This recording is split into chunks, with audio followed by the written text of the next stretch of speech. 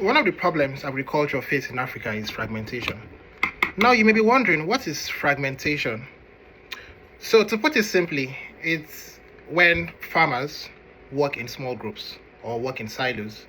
And we see this happen in a lot of settings where a family creates a farm or they run a farm or a farm business. Same applies when a group of one person or a group of two people or maybe even one person runs a farm. It could be a poultry, it could be a crop farm, it could be anything in the agricultural setup. Now, in itself, this is not a bad thing. It's okay for a family to run a farm. It's okay for one person or two people to run their business. However, one of the problems this comes with is the fact that they tend to do things without coordination. In Nigeria, we don't tend to have a lot of data shared, which is another problem I'll talk about later.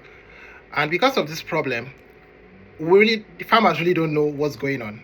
Well, they do know in small groups, but as a big picture, they don't tend to see things happen as a whole. Now, let me give you an analogy of what a scenario might look like.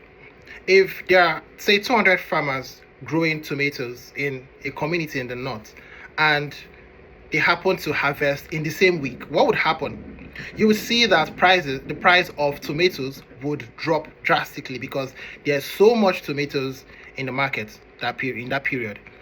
And what this would cost to the farmers is they would lose money because now they are forced to sell for a cheaper price, or they would lose the tomatoes to rot. So these tomatoes might get spoiled.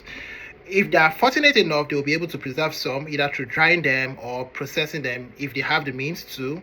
But if they don't have the means to, they risk the tomatoes getting bad if they don't sell for a cheaper price. But if there was some form of coordination between these farmers, they might decide to maybe harvest in chunks or in groups or batches. That way, there isn't a flood of tomatoes in the market. This is a typical example of what happens in the agricultural space. You'll notice that there are times when there'll be so much fish in the market or so much yam in the market. While it might be their harvest period, which we know, and these things get to flood the market. But then again, it also affects the farmers in a negative way if they don't have the means to get those products to the right audience, the customers, at the right time, especially for perishable products. Now, there are middlemen who help farmers oftentimes to facilitate the trade of their products. So, what these middlemen do is they buy in bulk and then they transport across many states in most cases, say from Kano to Lagos State, to sell to consumers or sell to wholesalers or retailers who would then sell to consumers. However, these people tend to buy in bulk, like I mentioned earlier. But if farmers were coordinated in a better way, they would have some form of arrangement where they can harvest and sell to this middlemen, right? But if there is no coordination, which oftentimes we see play out, you see that each individual farmer will be struggling to find their own customers within their own vicinity because they don't have the means to transport, and that will cost them to sell for a lot cheaper price. So we do have something that works as a solution, which is cooperatives. Cooperatives tend to help with these kind of situations. They help with coordination, they help with facilitation of trade, they also help with facilitation of financing as well.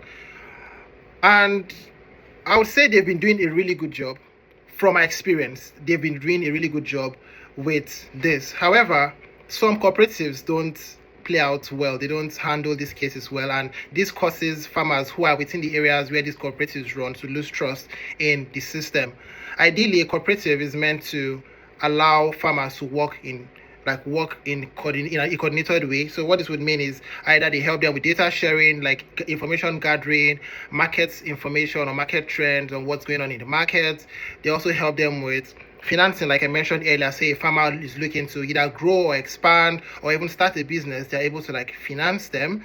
If there's also a need for processing, so in a situation where they want to maybe process tomatoes or process cassava, if there is a functional cooperative, it's supposed to allow customers or farmers rather to maybe plan for hiring a machine. So instead of one farmer paying for this machine, because they now have a lot of farmers who are looking to use this machine. The cost of running the machine or the renting the machine is split across them, so it reduces the running costs for farmers. And it doesn't just apply to machines, it applies to getting seedlings, it applies to getting loans, it also applies to even maybe getting land if the circumstances require them to get more land to plant.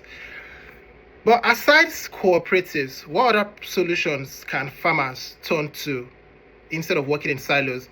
Well, we now have social media. Social media now has opened the opportunity for farmers to connect with other farmers. Myself, have been actively following farmers from not just Nigeria, but farmers from Kenya, farmers from Ghana, and I see that we have a huge and bubbling community of farmers online. But we have the problem of accessing the internet as well. So while a lot of farmers are coming online to see what's going on, there's still a huge number of farmers who don't have access to information. So what I would put out to farmers is this: if you're a farmer who have access to information, it is your responsibility to share that information with those who don't have your access to the internet. So if you do have access to the internet, make sure to share information. Don't gatekeep information, because you are the foundation of Africa.